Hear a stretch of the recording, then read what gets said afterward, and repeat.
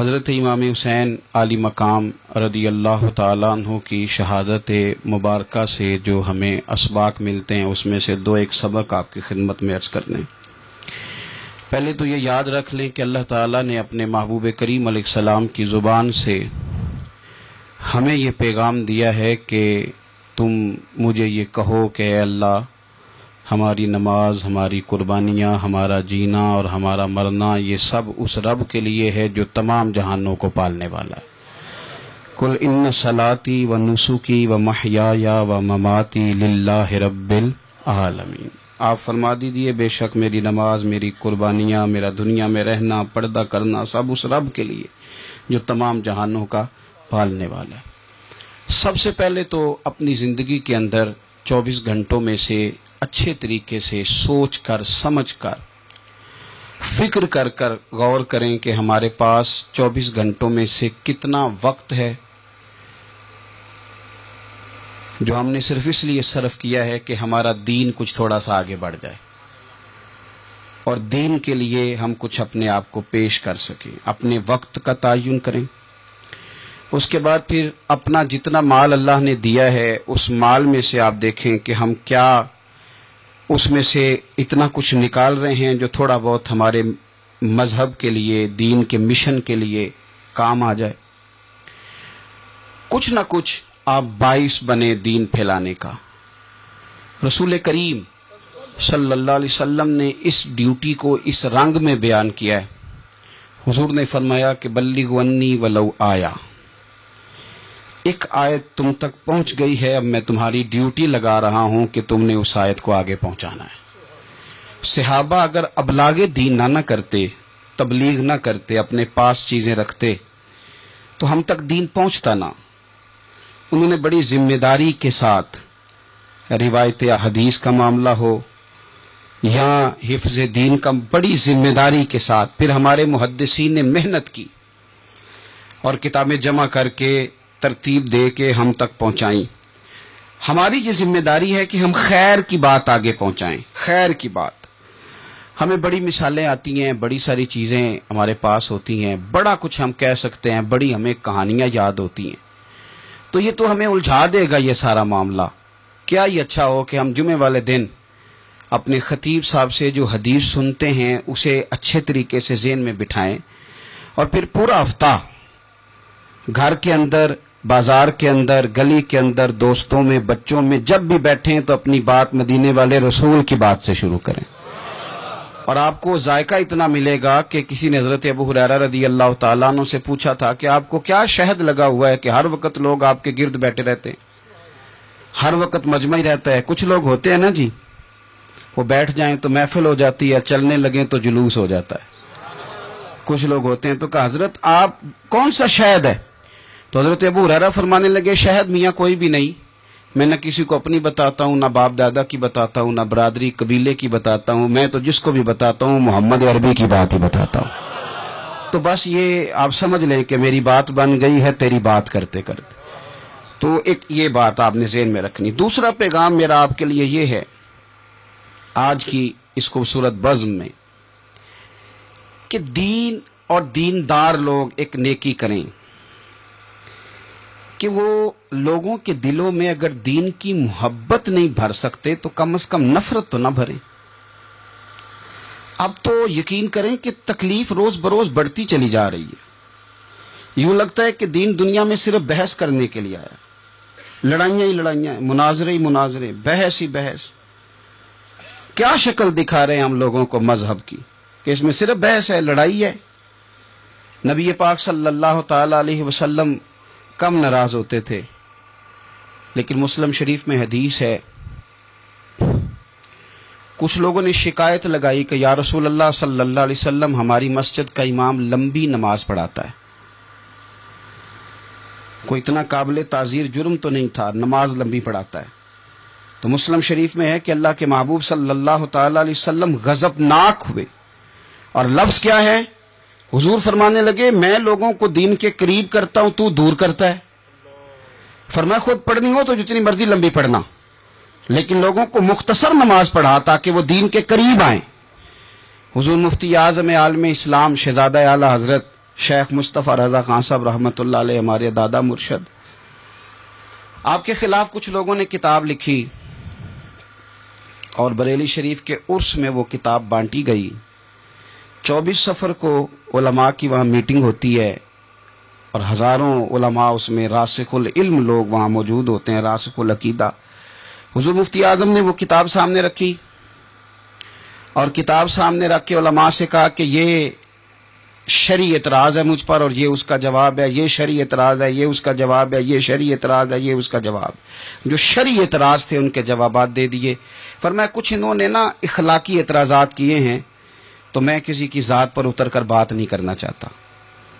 کچھ انہوں نے ذاتی اعتراضات کیے ہیں اور جو مہذب قومیں ہوتی ہیں وہ کسی شخص کی شخصیت پر اتر کر، نیچے اتر کر بات نہیں کرتی۔ تو یہ شرعی اعتراضات تھے، یہ جواب ہے۔ تو علماء نے پوچھا کہ حضرت یہ کتاب کب چھپے گی؟ تو آپ فرمانے لگی چھپے گی کوئی نہیں ہے۔ کہ حضور نے آپ کے خلاف لکھا ہے تو آپ کہتے ہیں چھپے گی نہیں، آپ کو بھی تو چھاپنی چاہیے۔ تو آپ فرمانے لگے یار جی انہوں نے لکھا ہے تو کچھ بندے نا اس کتاب کی وجہ سے مجھ سے کٹ کے ان سے جڑ گئے، تو اب جب ان کا ذہن مجھ سے کٹا ہے، کسی اور کی طرف جڑا ہے، تو اب میں جواب لکھوں گا تو وہاں سے بھی کٹ جائیں گے، تو پھر منتشر ہو جائے گا ان کا ذہن، ہو سکتا ہے کسی گمراہی کی جانب چلے جائیں۔ تو چلو میری ایک ذات ہدف تنقید بنی ہے تو کوئی حرج نہیں، میں نہیں چاہتا کہ میری وجہ سے کچھ لوگوں کا ذہنی نقصان ہو، میں لوگوں کو مصطفیٰ کے دین کا پیار دینا چاہتا ہوں، دین سے بیزار نہیں کرنا چاہتا۔ مہربانی فرمائیں، میں نے جمعے میں بھی یوں دونوں ہاتھ باندھ کے کہا تھا تقریر کرنے والوں، نقابت کرنے والوں بس کرو۔ آپ اپنی تقریر چمکانے کے لیے قوم کو تقسیم کر دیتے ہو۔ حق کی بات کے اظہار کا معنی لڑائی تو نہیں ہوتا۔ ہمارے جتنے بزرگ تھے وہ سارے حق کی باتیں کرتے رہے، لیکن اتنا انتشار، اس قدر زیادہ جو ہے وہ تانا زنی، اس قدر زیادہ خوف کا معیار۔ اور میں نے جمعے میں بھی کہا تھا، پھر کہتا ہوں، اس زمانے میں جتنا کو زیادہ شرارتی ہوتا ہے اتنا زیادہ وہ طاقتور ہوتا ہے۔ شریف آدمی شرارتی کا مقابلہ کیسے کرے گا؟ ہم نے شرارتی لوگوں کو مضبوط کر دیا ہے۔ تو دین سے نفرت نہیں دلائیں، لوگوں کو دین کے قریب کریں، لوگوں کو دین کی محبت دلائیں، لوگوں کو دین کے قریب کریں، دین کا ذوق دلائیں، لوگوں کو قریب کریں۔ آج کی بات ہے، ایک دوست بڑی دور سے آیا ہے، آج کی بات بڑی دور سے، اس نے مجھ سے آ کے کہا کہ حضرت صاحب اب تو میری حالت یہ ہے کہ میں گناہ کر کر کے تنگ آ گیا ہوں، میرے ارد گرد گناہ کے مواقع رہتے ہیں، میں تنگ آ گیا ہوں، لیکن میں ایک منتشر آدمی ہوں، مجھے ہر وقت کا وسوسہ، ہر وقت کی پریشانی، ہر وقت کی مصیبت۔ وہ کہتا ہے میں جس عالم کے، درویش کے، صوفی کے، مولوی کے قریب جانے لگتا ہوں اس کے خلاف مجھے کوئی نہ کچھ ہے مل جاتی ہے۔ تو دین سچا ہے، کھرا ہے، تو کیا ایسا نہیں ہو سکتا کہ دین پہ عمل کرنے والا بھی کوئی کھرا مل جائے؟ میں جدھر جاتا ہوں مجھے کوئی نہ کوئی اس بندے کے خلاف کہانی مل جاتی ہے۔ تو یاد رکھیں، جب لوگ دینداروں سے نفرت کرتے ہیں تو پھر دین سے نفرت کرنے لگتے ہیں۔ یہ ہم نے تباہی کر دی ہے، ہم نے ظلم کی انتہا کر دی۔ مہربانی فرمائیں، یہ بڑا صاف ستھرا دین ہے، یہ بڑا پارسا دین ہے، یہ بڑا کھرا دین ہے۔ اور یہ جو آپ کو لوگ بتاتے ہیں نا سارے غلط ہو گئے، ایک میں صرف ٹھیک بچا ہوں، تو انہیں بتاؤ تمہاری بات مانے کہ مدینے والے رسول کی بات مانے؟ نبی پاک صلی اللہ علیہ وسلم نے فرمایا میری امت کبھی گمراہی پر جمع نہیں ہوگی، یہ نہیں ہو سکتا کہ ساری گمراہ ہو جائے۔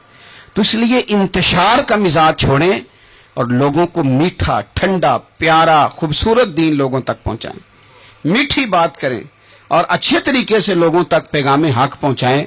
لوگ کہتے ہیں جی میں بات سچی کرتا ہوں اس لیے تلخ رہتا ہوں۔ نبی پاک سے زیادہ سچی بات تو کوئی بھی نہیں کرتا تھا، حضور بات بھی سچی کرتے تھے اور لہجہ بھی شہد سے زیادہ میٹھا ہوتا تھا۔ تو یہ کون سی کہانی سنا رہے ہو؟ نہیں کہ میں کڑوا اس لیے ہوں کہ میں سچ بولتا ہوں، سچ کڑوا نہیں ہوتا، سچ تو شاندار ہوتا ہے، سچ تو سونا ہوتا ہے، سچ کا تو چہرہ نکھرا ہوا ہوتا ہے، سچ کہاں کڑوا ہوتا ہے؟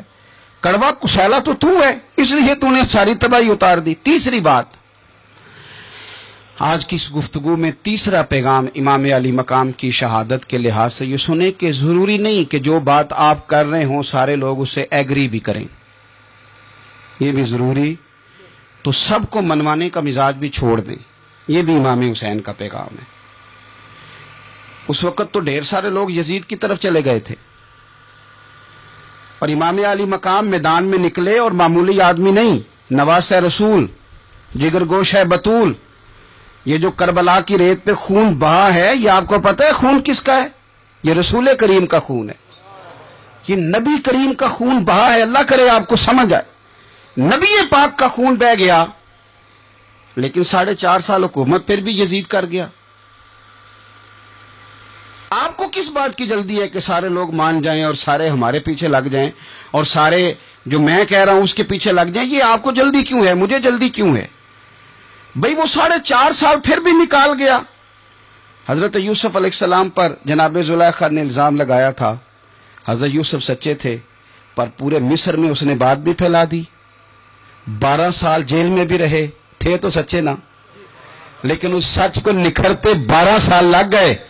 لیکن رب کریم نے فرمایا یوسف سچے ہو، پر 12 سال پھر بھی جیل میں رہنا پڑے گا. سچے بھی ہو، کھرے بھی ہو، پر 12 سال جیل میں رہے. پر عرش کے مالک نے فرمایا پہلے آپ مصر کے قیدی تھے، اب آپ کا سچ نکھر گیا ہے تو مصر کا حکمران بنا دیا جائے گا. چوتھی بات یہ سنیں اور اچھے طریقے سے. ہمارے ہاں نا ہماری محفل رہ گئی ہے، تنہائی ختم ہو گئی ہے. تھوڑا تنہائی میں رہنا بھی شروع کریں. تنہائی میں کس طرح رہنا ہے؟ مصلی کے ساتھ، عبادت کے ساتھ، درد کے ساتھ، سوز کے ساتھ، یعنی ذوق کے ساتھ.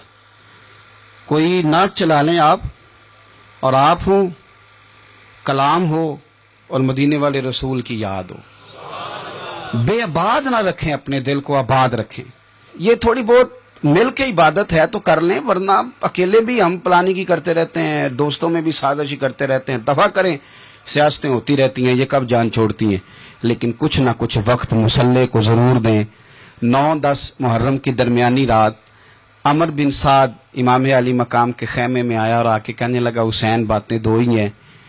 اب یزید اور عبید اللہ ابن زیاد اور دیگر کوئی اور بات سننے کو تیار نہیں ہوتے. 2 ہی باتیں ہیں، یا آپ کو بیعت کرنی ہے یا جنگ کرنی ہے. تو امام علی مقام فرمانے لگے کہ مجھے 1 رات کی مہلت دے دو. 1 رات کی مہلت، سویرے بتاؤں گا کیا کرنا ہے. 9-10 کی درمیانی رات عمر بن سعد نے کہا ٹھیک ہے میں سویرے آ جاؤں گا. تو عمر بن سعد خیمے سے باہر نکلا تو حضرت عباس بن علی، حضرت عباس رضی اللہ تعالیٰ عنہ حاضر بارگاہ ہوئے تو امام علی مقام سے عرض کرنے لگے بھائی جان مجھے پتہ ہے سویرے آپ نے کیا فیصلہ کرنا ہے، اور آپ کو بھی پتہ ہے سویرے کیا فیصلہ کرنا ہے. تو یہ بد باطن قسم کے لوگ ہیں، یہ سوچیں گے پتہ نہیں حسین کمزور پڑ گیا. تو ابھی بتانا تھا کہ ہم نے بیعت نہیں کرنی. آپ نے رات مہلت کیوں مانگی؟ یہ پتہ نہیں رات کیا کیا بدگمانیاں سوچیں گے. فیصلہ تو سویرے بھی وہی ہونا ہے اور اب بھی وہی ہونا ہے کہ ہم یزید کی بیعت کرنے کو تیار نہیں ہیں. تو آپ یہ بھی بات کر دیتے. تو امام حسین فرمانے لگے عباس تیرا کیا خیال ہے؟ میں نے سوچنے کے لیے ٹائم لیا ہے. تیرا کیا خیال ہے کہ میں نے کوئی نئے راہ تلاش کرنی ہے؟ کوئی مجھے اور کسی فوج کے پہنچ جانے کی امید ہے؟ کہا نہیں، مجھے کچھ بھی نہیں کرنا، نہ کچھ سوچنا ہے. فیصلہ بھی وہی ہے جس کا تجھے پتہ ہے. لیکن بھائی یہ آخری رات بچی ہے، کل حسین دنیا سے جائے گا. آخری رات بچی ہے، دل کرتا ہے کہ آج کی رات نہ میں رج رج کے اپنے رب کو سجدے کروں، میں جی بھر کے اس کی عبادت کروں. یہ پیشانی اس کے حضور ناز جھکے.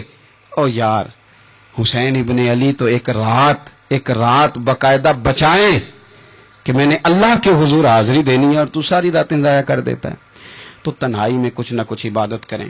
میں اللہ کے حضور دعا کرتا ہوں کہ اللہ تعالیٰ میدان کربلا کی ہواؤں کا صدقہ، اللہ تعالیٰ حسین ابن علی کے خون کا صدقہ ہماری زندگی پردہ پوشی والی کرے اور موت ایمان والی کرے. اور اللہ تعالیٰ ہمیں ہر فتنے سے محفوظ رکھے اور ہماری اولادوں کو بھی حضور کی اولاد کا وفادار رکھے. آخر دعوانا الحمدللہ.